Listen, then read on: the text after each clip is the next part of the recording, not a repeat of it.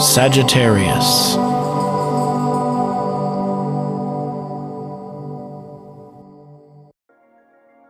Now we're going to be looking at your solar chart for the full year of 2013 in your star sign. And basically what we're going to do today is take Mars, where it currently is now in January, and follow its motion and to see where it kind of ends up at the end of the year. What this will do will help to jumpstart you, knowing where Mars is, where you can hone in on the best energy available to you, which Mars is all about, and which arena of life is affecting you, so you can take that action and start building and see what you can accomplish there by the end of 2013. Also, we're going to look a little bit at Jupiter. I'm not going to give too much attention to it. It's only going to change a sign here throughout the year. And besides, we're going to be covering that on a monthly basis on your monthly tubes anyhow. But most interestingly is the big challenge we're all facing with that Uranus-Pluto. We all have it in our charts. We all have it in different parts of our charts. So I want to kind of scope out to you on your specific star sign to see where it's sitting, where Uranus is sitting, and where it's going to be hitting Pluto, and what your specific challenge is going to be. To be forewarned is to be forearmed. And challenges are always a big punch, but it doesn't have to be a negative thing. See, when we know what it's about, we drop fear. We only fear what we don't know, and this is when we turn all rigid and we kind of scramble to kind of hang on to old security, and where we freeze. See, it's like if we take another image and think about somebody who's drowning. What's the difference between somebody drowning and somebody coming in by free will, coming in and saving that person? What's the difference between the victim and the hero? The hero is in the same waters, same waves, and yet feel very, very comfortable and secure. It's because he's forewarned and forearmed. And this is what I want to give you, because these challenges will give a punch to all of us, no matter where we are. But when we know which area of our life it's going to affect, then we can look at what can we do about it. How can we actually stay a step ahead and take the challenge and rise it. See, because not all challenges have to be a bad thing. Sometimes they come around with radical changes so that we, in a very quick way, can change direction.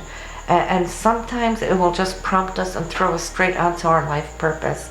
And this is how I want you to look at it. What good can you get out of the challenges in the sky here of 2013? Hello Sagittarius, and happy 2013. We're going to be looking at your forecast for this year and just touching on a few of the major trends coming up for you. And I'd like to start with the Mars cycle, because Mars will cycle around your chart once every 2 years, and it only gets to touch a few of these sections here throughout 2013. It's going to pass through 8 of your houses. And it's always good to know where you start the year off, where Mars is currently focused, so that you can make the most out of it, as it only transits each area just a few weeks at a time. You won't have an opportunity to do this again before another 2 years. So Mars being our ambitions, our drives, and what gets us to our goals, it's like this rocket engine, catapulting you to where you need to go. And for you, you're starting out in the area of communication. So many of you Sagittarians will feel that the year starts off with a big need to interrelate and communicate and talk to people. Anything of written communication can become very important. Documents, papers, talks, interviews. Also people in your near community, neighbors and friends, people in and out visiting, or maybe you being busy visiting other people, catching up with them, which you may not have had too much time to do previously. There might also be some short distance travel. In that case, it is good. And I see you kind of like really focusing on how you can do things differently. There's a sense and a need. I see kind of coming up in your mind how you can reinvent the wheel and come up with new tactics or new drives or a new way to kind of speak or communicate, or new avenues to bring this communication out. And in that case, it's good, because this is something you're going to bring with you further on the path. Now, coming in here, later winter, Mars is going to be hooking up with Neptune. It's going to be in your 4th house. That's your home, your foundation, kind of looking at more ideal situations, or looking at how you would like to, should I say, beautify your home or make it more comfortable, perhaps. You want to look out for water in here February and March, as you have Neptune in your 4th house. That is foundation and foundation work, and Mars there is a little challenge, so you might want to make sure that you don't have any pipes freezing if you're in a colder country or part of the country. Then I see Mars moving into the house and the area of children, and it's also the recreational house and the house of love or new love. So you're going to have a beautiful springtime here, where you're expanding your scope to either with a new loved one, or with your children, and finding some recreational things to do with them. You might be out golfing or sailing or, playing. For those of you looking to get pregnant, this would be the time of year where you might luck out big time. And also there might be a small challenge here in mid-March, when Mars touches Uranus. It being in the 5th house, it might be one of your children going through something, and may call for your attention or your need to help or support on some level. It's a quick phase, so no drama there. Moving right into what will become very important is how you spend your time, how you schedule your work, and how you get the day-to-day routines done. There might be a reorganization going on there, where you want to become a little bit more efficient, or try to help the people around you, your co-workers, to become more efficient. Also, health matters will be brought to the forefront there as we head into May. So some of you will be looking at how you can improve your health, or your diets, for example, too. June is all about partnerships, anything one-on-one. It could also be your marriage, your spouse, your significant other. Mars only has a few weeks of time every 2 years to really look into this scope, and it's such an important area of your chart too. So you'll know when you get there, because it's going to call you to the forefront to look at these matters and how you can balance up and bring more harmony in, and listen to your partner. And if this is a business venture, I see you putting a lot of energy and drive and focus on it, and you may be called to the forefront where it's expected of you to take the lead in this, and I see you loving taking that lead because your energy is so behind you at this point. And whatever you initiate over these few weeks, if it's a project venture, it looks like funding is going to come in behind it, where Mars is really going to look into venture capital. It could be grants, it could be bank loans, or anything that you need for your career. Great time for you to look into that. It's also the house of taxes and returns and insurance companies. So, and Mars being there, and if it's money you're waiting for, you might get a little annoyed if they're moving too slow on it. So I see you kind of really staying on top of them to follow through on their end. And you have Jupiter along with you here, so I think it should work out for you in a good way. There might be some unexpected joyful news in this sense too. So if you're applying for any loan, I believe that you have very good chances of getting it. Jupiter being there is very abundant and generous, so this should work out really, really nice for you. Coming into the latter part of the years, here, probably say August, some of you are going back to school. Others of you are maybe wanting to take on some courses or lectures to add to your degree, which is the best time you could do because Mars is right there in the house of study and education and higher knowledge. So, and if you're taking any workshops, great time to do it. Your Mars is going to be focused. You're going to be able to hone in on exactly what it is you're looking for, because this is right before I see you cutting through and up to the 10th house of career. And whatever you're getting here while you're studying now in these weeks, you're going to apply it right there, smack to your career. And this is the key to open up for your honors and fame and recognition for all good work done throughout the year. So this would probably be there around October, November, things really being busy for you in the area of career.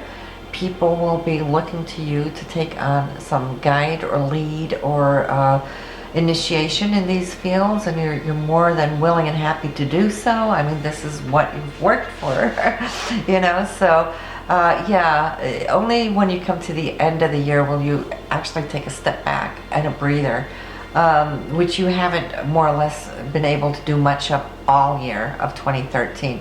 You had a little phase there with recreation, and there with your children there June, early June, end of May.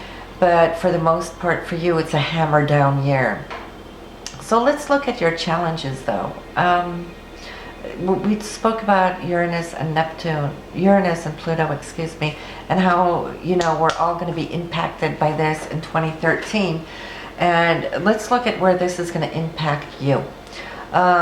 Pluto is in your second house of income, so you might have noticed there's been great challenges, especially for you born in that first week of Sagittarius, coming up to, say, yeah, up to the 1st, 2nd there of December.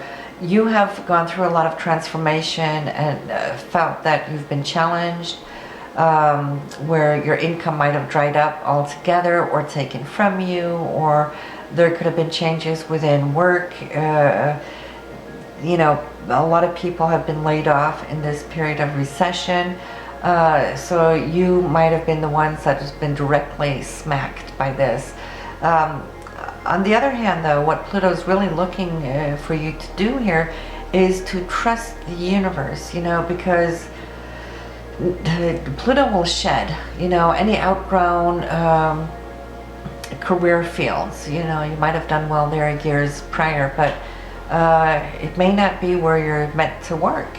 It may not be where you're meant to get your income anymore. And we still kind of lean back to old security. Yes, but this is where I've worked all these years. This is what I know how to do. I don't know anything else. You know, that creates a challenge, and it's scary when this happens.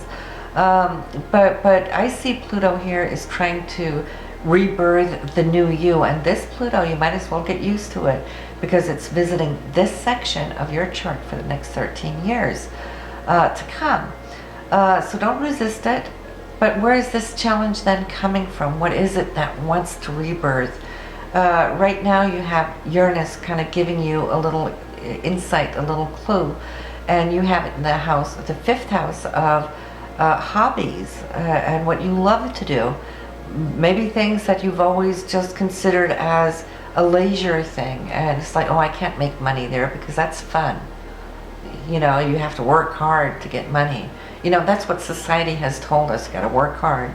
You know, so people work with jobs that they don't necessarily love, but that's where they get their paycheck.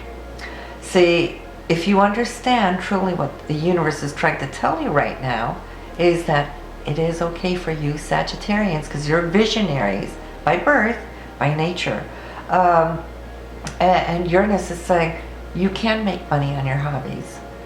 In fact, this is what we want you to do. Why? Because Pluto's all about passion. You know, it's the ruler of Scorpio. We know passion. When Uranus is coming here and wiping away, you know, your job, pulling the rug under your feet, and you feel like you're free falling, and there might be a phase where there's no security for you financially, it gives you time to download and have time to think and think in new ways. How can I create a living? This is the time when, you know, when we're so busy in life on the treadmill, we don't have too much time to pay attention to our hobbies. But right now, maybe many of you have had some leisure time to look at what it is you do love to do. And in that, you may be able to figure out finally that, wow, if I put my passion where my love is, what I love to do, then everything else will follow. And see, that's where the pot at the end of the rainbow is for you. Because when we do what we love to do, we're looking at that outcome of what we're serving to the world, and we are here to give to the world, not what the world can give us. You know, if you can see the outcome here, everything else will fall into place. You don't have to wonder how to get there and what you need to get there. That's like moving through the forest and not seeing the full forest because of all the trees. That will slow things down. Uranus is the higher aspect of Mercury, so it's more like go up here on a tripolar point, get up on that mountain, look down over the forest. You'll see the beginning and the end and the process right in the middle where you are. So look at the outcome where you want to go. That's all you need to focus on. So if you want to become the magician or the artist, the dancer or the actress, you know, go for it. You know, everything else will come in once you make that decision to follow the path of passion. That's where you're going to be making money over these next couple of years, coming years, more than a couple of years. So good for you, Sagittarians. I'm really excited for you because you're the ones that always cheer everybody else on with your enthusiasm and support. And right now you need some support that people can cheer you on and say it's okay to let go of the old structures. It's okay to take a dive into what you specifically are passionate about. So have a happy 2013. Do listen to your moon sign or rising sign. You'll get more information pertaining to this very spectrum for you. And also sign up for your monthly scopes because they give you more on a day-to-day, week-to-week basis information when the inner planets will create aspects and transits to these planets and trigger them, okay? So there's going to be a lot of dates throughout the whole year of goodies that you can expect. So until next time, take care.